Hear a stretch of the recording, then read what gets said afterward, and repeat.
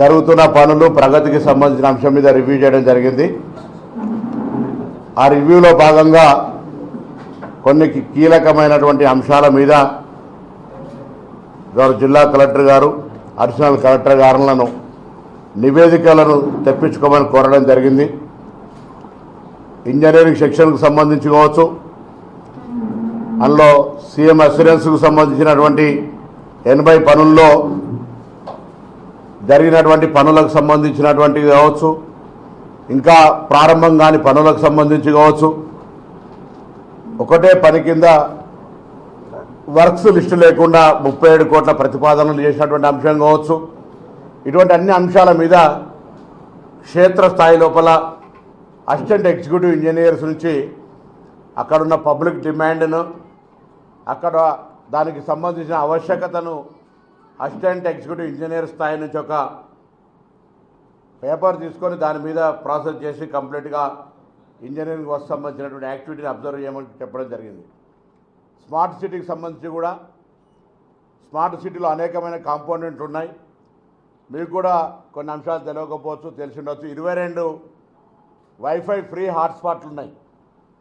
అవి ఐడియా కూడా చాలామందికి ఇప్పుడు ఇంత పెద్ద టౌన్లో 22 వైఫై హాట్స్పాట్లల్లో యాజ్ పర్ రిపోర్ట్ 120 మంది వాడుకుంటా ఉన్నారు. సో అటువంటి వైఫై హాట్స్పాట్లన్నీ కూడా అందరి ప్రజలకు తెలిసే విధంగా చేయడంతో పాటుగా టెక్నాలజీ కాంపోనెంట్ కింద దాదాపు 98 కోట్ల రూపాయలని అనేక రకాలైనటువంటి టెక్నాలజీకి సంబంధించి దాదాపు 700 సీసీ కెమెరాలు పెట్టడం కావచ్చు, కంప్లీట్గా audio control mike sound system కావచ్చు,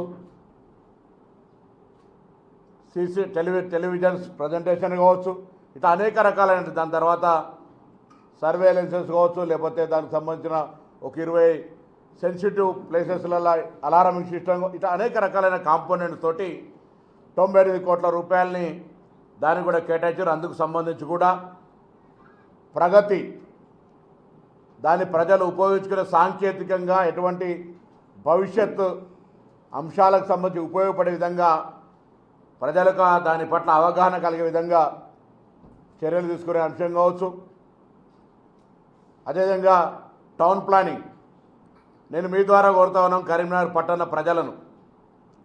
గతంలో తెలంగాణలో కాంగ్రెస్ ప్రభుత్వం వచ్చిన తర్వాత ఎవరైనా భూ కబ్జాదారులు ఉంటే, పేద ప్రజలకు సంబంధించి ఎవరైనా భూమిని ఆక్రమించుకున్నట్టయితే మీరు ఫిర్యాదు చేసుకోవచ్చు స్వేచ్ఛగా. ఇది ప్రజాస్వామిక ప్రజాప్రభుత్వం, అటువంటి వారి మీద తగిన చర్యలు ఉంటాయని చెప్పినాం. దానికి సంబంధించి ఎక్కడ కూడా రాజకీయ జోక్యం లేకుండా అధికారులు నిష్పక్షపాతంగా పనిచేసేటువంటి ఒక వాతావరణాన్ని కలిగేసినాం. దానికి సంబంధించిన ఫలితాలు మీరు చూసినారు. అదేవిధంగా మీ ద్వారా ప్రజలను కోరుతా ఉన్నాం, 2 రకాలైనటువంటి అంశాలు టౌన్ ప్లానింగ్లో. ఒకటి, పూర్తిగా ప్రభుత్వ స్థలాల్లో ఆక్రమించుకొని అనధికారికంగా, అంటే అధికార దుర్వినియోగం ద్వారా పర్మిషన్లు తీసుకొని కట్టినటువంటి వాటి వివరాలను టౌన్ ప్లానింగ్ స్వయంగా అటువంటిని లిస్టును హ్యాండ్ ఓవర్ చేయమని చెప్పినాం.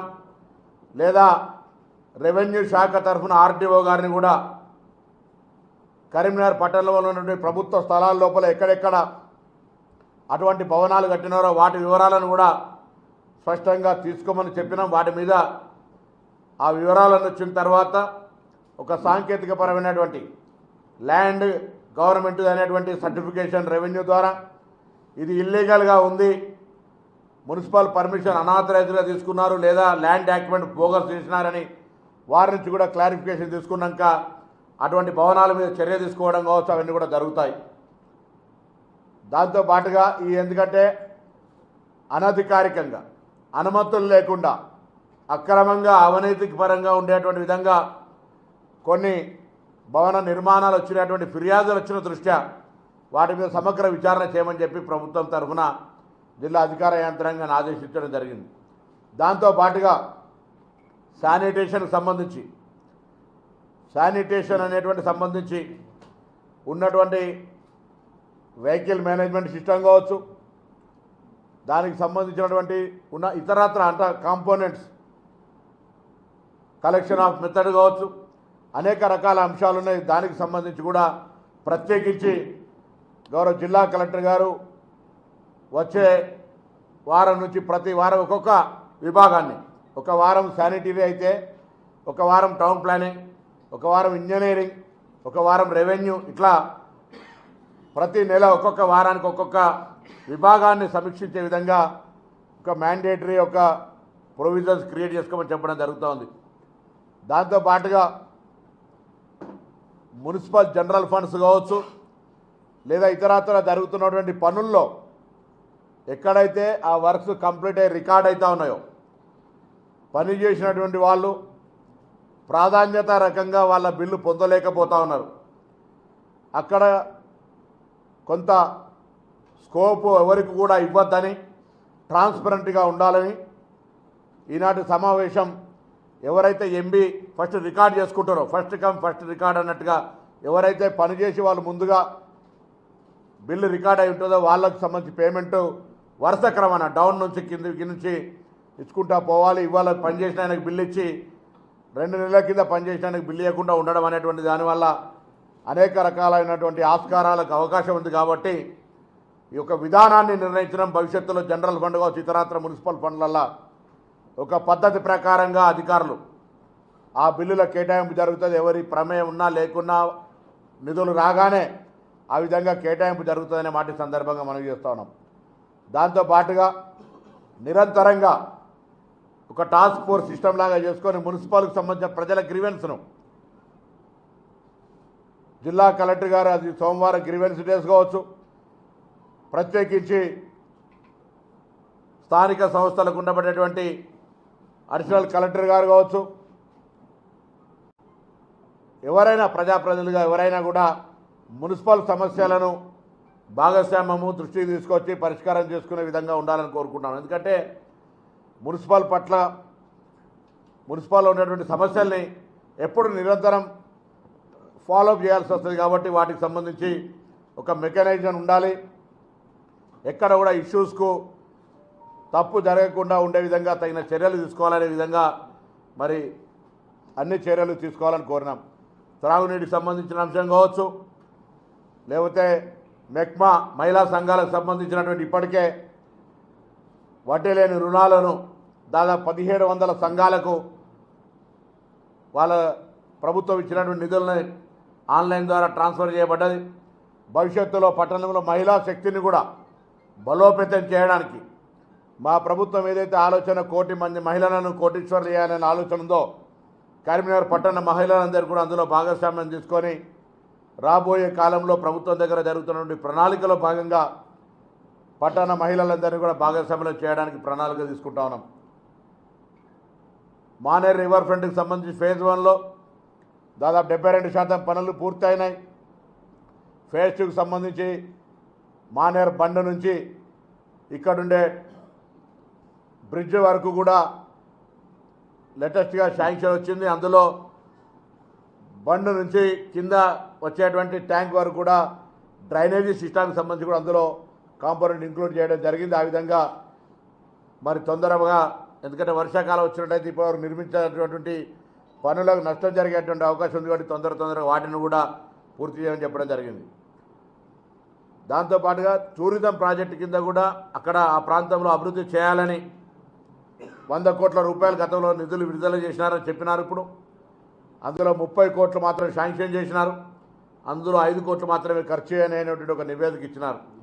దాన్ని కూడా మా ప్రభుత్వం తరఫున వెంటనే మిగతా నిధుల కేటాయింపు కావచ్చు, పనుల వేగవంతానికి సంబంధించినటువంటి తగిన చర్యలు తీసుకొని తొందరలో ఆ ప్రాజెక్టు పూర్తి చేయడానికి మా యొక్క బాధ్యతగా కార్యక్రమాన్ని ముందుకు తీసుకోవద్దామని కోరుతా ఉన్నాం. స్మార్ట్ సిటీకి సంబంధించి కావచ్చు, ఉదాహరణకు ఇందిరా చౌక్ ఉంటే దానికి 1,30,00,000 రూపాయల బిల్లు అధికారికంగా పెట్టినప్పటికీ ఎటువంటి అనుమతులు లేకుండా వాళ్ళు అధికారులు చెప్పినటువంటి సమాచారం మేరకు 50 లక్షల రూపాయలు అదనంగా ఖర్చు చేసినారన్నారు. అనధికారికమైన ఎటువంటి అనుమతులు కానీ, ఉదాహరణకు అప్పటి R&B గెస్ట్ హౌస్ లాగా వాటన్నిటికి సంబంధించిన విషయం లోపల ఎక్కడ తదుపరి మంజూరులు ఉండవని, ఎక్కడైతే అధికారికంగా అనుమతులు తీసుకొని నిర్మించబడ్డాయో వాటన్నిటి పట్ల కూడా నాణ్యత ప్రమాణాలకు సంబంధించి విజిలెన్స్ ఎంక్వైరీ జరుగుతోంది. దానికి సంబంధించి అన్ని రకాల రిపోర్టు నివేదికలు త్వరలోనే అడిషనల్ కలెక్టర్ లోకల్ బాడీస్ గారి నేతృత్వం లోపల విజిలెన్స్ ఎంక్వైరీ ప్రొసీడింగ్స్ను టెక్నికల్ రివ్యూ చేసిన తర్వాత ఎక్కడెక్కడైతే తప్పులు దొరుకుతాయో దానికి ప్రభుత్వం తరఫున వాళ్ళు చర్యలు తీసుకోవడం జరుగుతుంది. ఇది కాక జీవన స్రవంతిలో ఇప్పుడు ఉదాహరణకు ఓ 30 టౌన్ సిగ్నల్స్ పెట్టినారు.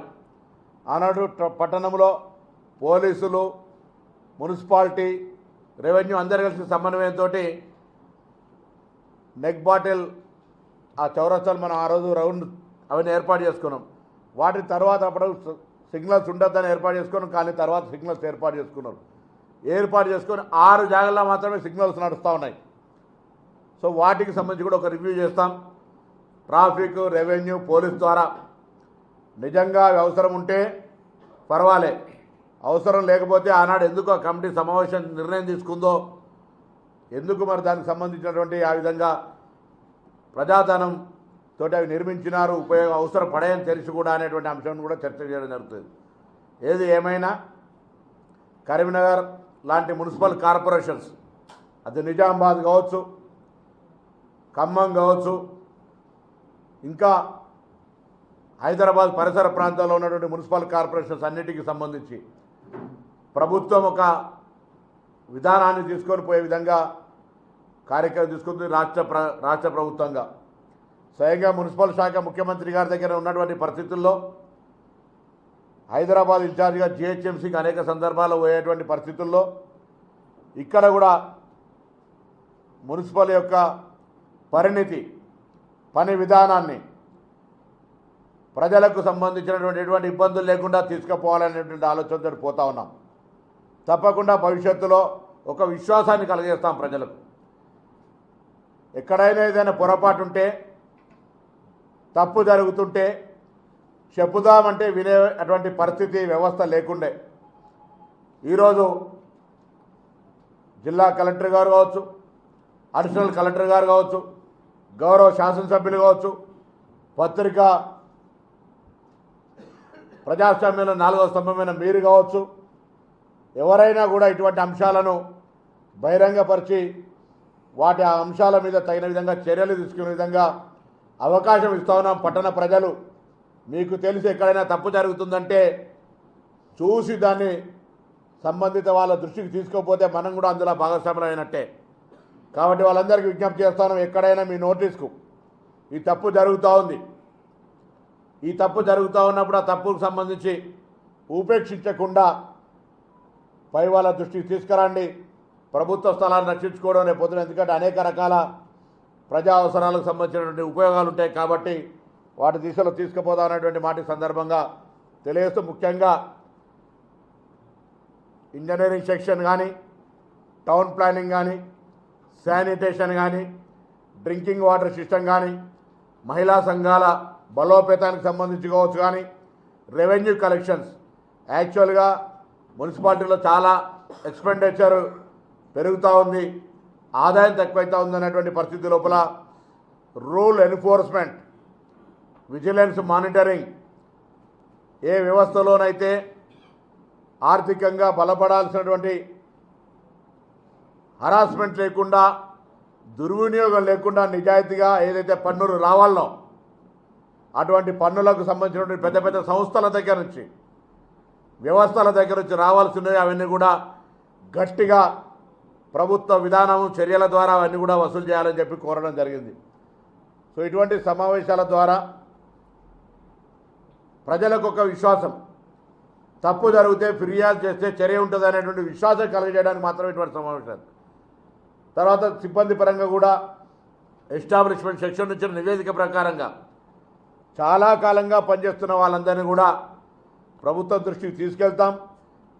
ఏ ఉద్యోగ నియమ నిబంధనలేయో దానికి అనుగుణంగా వాళ్ళకు సంబంధించిన ఇంటర్నల్ ప్రభుత్వం ఏదైతే మెరిట్ ఆప్షన్ అవన్నీ రకరకాలుగా ఎవరిని వేధించాలని కాదు, భవిష్యత్తులో ఉద్యోగాలకు సంబంధించినటువంటి మార్పులు చేర్పులు ఇది ఒక బట్ నేచురల్ యాక్టివిటీ కాబట్టి ఇక్కడ కూడా దీర్ఘకాలికంగా ఉండి కొందరు సెలవులో పోవడమో, కొందరు తప్పు చేసిన వాళ్ళు ముఖం చూపెట్టలేకపోవడమో, కొన్ని జరుగుతున్నటువంటి వాళ్ళందరూ కూడా మార్పు కోరుకునేటువంటి వ్యవస్థ లోపల సంబంధిత శాఖ అధికారులు కానీ, జిల్లా యంత్రాంగం కానీ ప్రభుత్వ పక్షాన అటువంటి కూడా తగిన చర్యలు తీసుకుంటామనేటువంటి మాట కూడా ఈ సందర్భంగా తెలియజేస్తూ మిమ్మల్ని అందరూ కూడా కోరుతా ఉన్నాం, దయచేసి ఏదైనా చర్యలు ఉంటే తప్పకుండా వాటిని ప్రజాస్వామిక వేదిక అయినటువంటి ప్రభుత్వం దృష్టికి తీసుకురండి, పరిష్కరించేటువంటి విధంగా ప్రయత్నం చేస్తామనే మాట మనం చేస్తూ అందరికీ నమస్కారం.